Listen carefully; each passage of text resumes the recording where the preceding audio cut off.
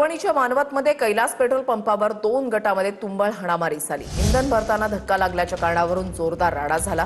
नंदुरबारच्या शहादामध्ये diesel भरण्यासाठी आलेल्या शेतकऱ्याला पेट्रोल पंप कर्मचाऱ्यांनी मारहाण केली।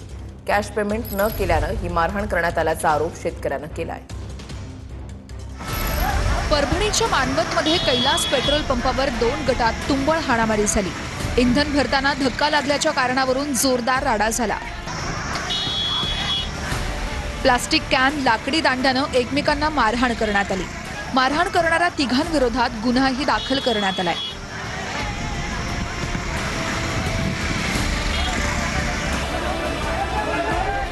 तिकडे नंदुरबारच्या शहादा शहरामध्ये डिझेल भरण्यासाठी आलेल्या शेतकऱ्याला पेट्रोल पंप कर्मचाऱ्यांकडून मारहाण करण्यात आली आहे।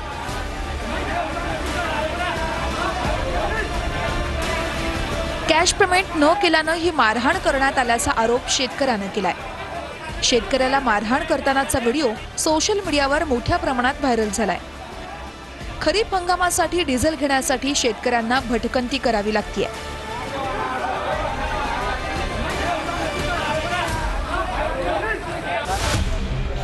परभणी शहरातल्या गंगाखेड रोडवर असलेल्या श्री पेट्रोलियम पंपावर गोंधळ झाला। अँब्युलन्सला डिझेल न मिळाल्याने हा गोंधळ झाल्याची माहिती आहे। डिझेल शिल्लक नसल्याचं सांगितल्यानंतरही अँब्युलन्स चालकानं डिझेल मागितल्याचं पेट्रोल पंप चालकांचं म्हणणं आहे। अखेर पोलिसांच्या मध्यस्थीनंतर दुसऱ्या पंपावरून अँब्युलन्सला डिझेल उपलब्ध करून देण्यात आलं।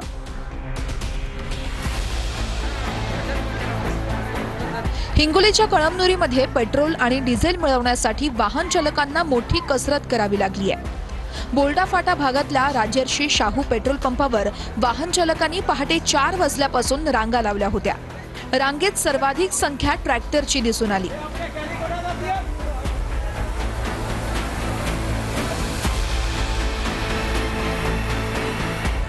जळगाव जिल्ह्यातल्या मुक्ताईनगरमध्ये डिझेलसाठी ट्रॅक्टरची रांग लागली। पंप चालकांनी कॅनमध्ये डिझेल देणं बंद केल्यानं ट्रॅक्टरची रांग लागल्याचं पाहायला मिळालं। तर इंधनाचा काळाबाजार करण्यासाठी 80% लोक रांगेमध्ये उभे असं वक्तव्य मंत्री महाजनांनी केलंय। शेतकरी 12-12 तास डिझेलसाठी रांगेमध्ये उभे असताना महाजनांचं हे वक्तव्य आहे। कॅनमध्ये पेट्रोल डिझेल बंद केलं तर पंपावरची गर्दी कमी होईल असं महाजनांचं म्हणणं आहे। तर ग्रामीण भागामध्ये प्रत्येक ठिकाणी लाईन आहे, लोक पागल आहेत का असा सवाल दानवेंनी केलाय। कॅन घेऊन सगळे 500-500 हजार लोक बसलेले आहेत आणि नंतर मग ते रस्त्यावर घेऊन ब्लॅकमेल करतायत, विकतायत। सगळेच नाही, काही लोक गरजू पण आहेत की ज्यांना आवश्यकता आहे त्या कॅनमध्ये, पण त्यातले बहुतांशी लोक 80% लोक आता ब्लॅकमेल करायसाठी उतरलेले आहेत। कोणी पोरांना धरायचं, महिन्यात धरायचं, 100-200 रुपये रोज घे, 150 रुपये रोज घे, ही 30 लिटरची टँक भरून घे, ही कॅन भरून घे आणि तेच पेट्रोल नंतर डिझेल आलं की 100 ते 150 रुपयाला बाहेर विकायचं। हा सर्रास धंदा लोकांचा चाललेला आहे। मला वाटतं जर या कॅन वगैरे बंद केल्या तर हा सगळा विषय सुरळीत होणार आहे। जिल्हाधिकारी, कलेक्टर यांनी हा निर्णय घेतलेला आहे। प्रत्येक पेट्रोल पंपावर लाईन आहे, प्रत्येक। ते काही कोणी कॅन घेऊन उभा नाही आहे।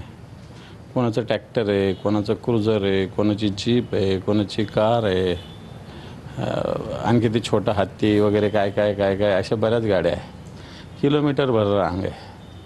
त्याच्यावर गिरीश महाजन सर्वसामान्य माणसाचं दुखणं गिरीश महाजन किंवा भारतीय जनता पार्टीला नाही कळणार या गोष्टी। जळगावमध्ये विधान परिषद निवडणुकीच्या पार्श्वभूमीवर घडामोडींना वेग आलेला आहे। जळगावच्या जागेसाठी शिवसेना आणि भाजपा आग्रही आहेत। महाजनांनी जामनेरमध्ये भाजपा आमदार आणि खासदारांशी 2 तास चर्चा केलेली आहे।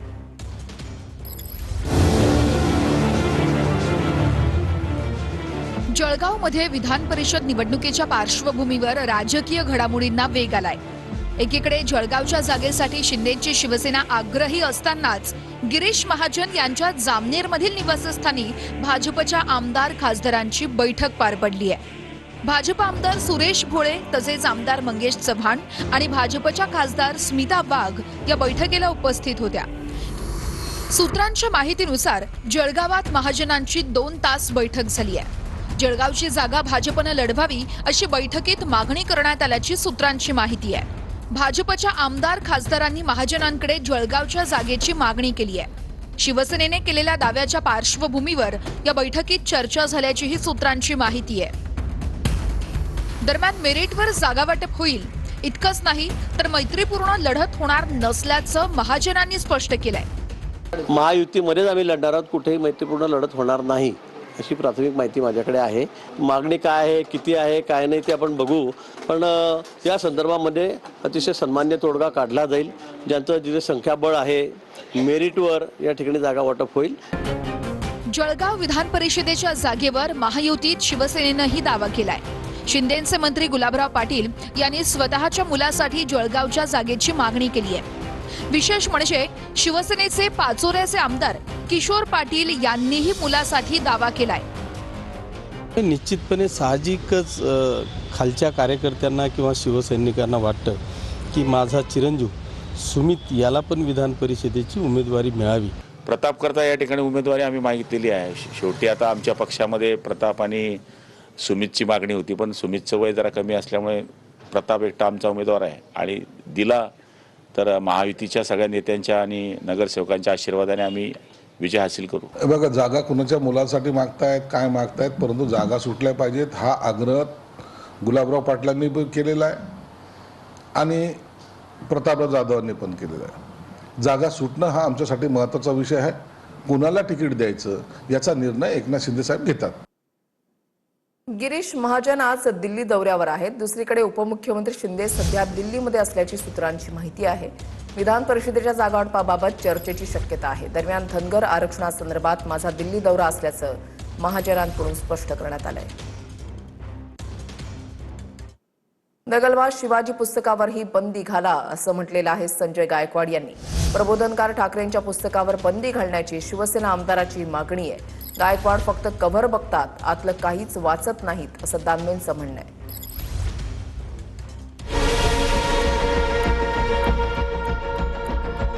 प्रबोधनकार ठाकरेंच्या दगलबाज शिवाजी या पुस्तकावर बंदी घालण्याची मागणी शिवसेना आमदार संजय गायकवाड यांनी केली आहे. शिवाजी कोण होता या पुस्तकावरही बंदी घालण्याची मागणी मुख्यमंत्र्यांकडे करणार असल्याचं संजय गायकवाडांनी म्हटलंय. प्रबोधनकार ठाकरेंच्या पुस्तकावर बंदी घालण्याची मागणी शिवसेना आमदारांनाच केल्यानं सर्वांच्या भुया उंचावलेल्या आहेत. येणाऱ्या विधानसभेत सुद्धा आम्ही दगलबाज शिवाजी असतील, शिवाजी कोणते पुस्तकं असतील, या सगळ्या पुस्तकावर माननीय मुख्यमंत्री महोदयांना बंदी आणण्याकरता मी सभागृहाचं विनंती करेल. खरं तर गायकवाड फक्त कव्हर पेज बघतात, आतमधलं काही बघत नाही. किमान प्रस्तावना जरी वाचली असती दोन्ही पुस्तकाची तरी पुस्तकाचा अर्थ कळाला असता. ज्या दिवशी संजय गायकवाड छत्रपती शिवाजी महाराजांबद्दल संपूर्ण वाचतील त्या दिवशी दगलबाज शिवाजी हे नाव का दिलं, शिवाजी कोण होता हे नाव का दिलं, असले प्रश्न त्यांच्या डोक्यात येणार नाहीत. परंतु याच्यासाठी डोकं असावं लागतं जे संजय गायकवाड यांच्याकडे कदाचित नाही. दुसरीकडे प्रशांत आंबी यांना दिलेल्या धमकी प्रकरणी संजय गायकवाड यांची चौकशी होणार आहे. आमदार संजय गायकवाड यांच्या चौकशीसाठी कोल्हापूर जिल्हा न्यायालयानं परवानगी दिली आहे. या संदर्भात लवकरच राजारामपुरी पोलीस संजय गायकवाड यांना नोटीस पाठवणार आहेत. 100% न्यायालयाचं आदर करून चौकशीला आम्ही सामोरं जाऊ आणि आम्ही हे पण लक्षात आणून देऊ की त्या पुस्तकामध्ये शिवाजी कोण होता आणि 135 वेळ शिवरायांचा जो अपमान केलेला आहे तो तर अपमान आम्ही मरेपर्यंत सहन करणार नाही, कधीच सहन करणार. खरं तर चौकशी न करता त्यांनी डायरेक्ट त्यांना अटक करावं. ज्या आमदार संजय गायकवाडांनी शिव्या द्यायच्या मला राहिल्या होत्या तर त्या सगळ्या शिव्या त्यांनी द्यायला सुरुवात केलेली आहे. विज्ञानाचा प्राध्यापक मोटेगावकर अंधश्रद्धाळू होता का असा प्रश्न उपस्थित होतोय. कारण तांब्याच्या भांड्यातून विद्यार्थ्यांवर पाणी त्याचा शिंपडतानाचा व्हिडिओ हा व्हायरल झालेला आहे. आरोपी मनीषा हवालदारच्या घरावर सीबीआयने छापा टाकलेला आहे. हवालदारनं प्रश्नपत्रिका जाळल्याचा सीबीआयला संशय आहे. मनीषा हवालदारच्या पतीच्या मोबाईलमध्ये गॉड नावानं सेव्ह असलेल्या क्रमांकासोबतचे संशयास्पद संवाद असल्याचं सीबीआयच्या तपासामध्ये समोर आलंय. विज्ञानाचा प्राध्यापक असलेला आणि सध्या सीबीआयच्या कोठडीत असलेल्या शिवराज मोटेगावकरचा एक व्हिडिओ व्हायरल झालाय. या व्हिडिओत शिवराज मोटेगावकर विद्यार्थ्यांवर तांब्याच्या भांड्यातून काहीतरी शिंपडत असल्याचं दिसतंय. यावेळी मोटेगावकर सर्वांचं ऍडमिशन एम्समध्ये व्हावं असंही म्हणतोय.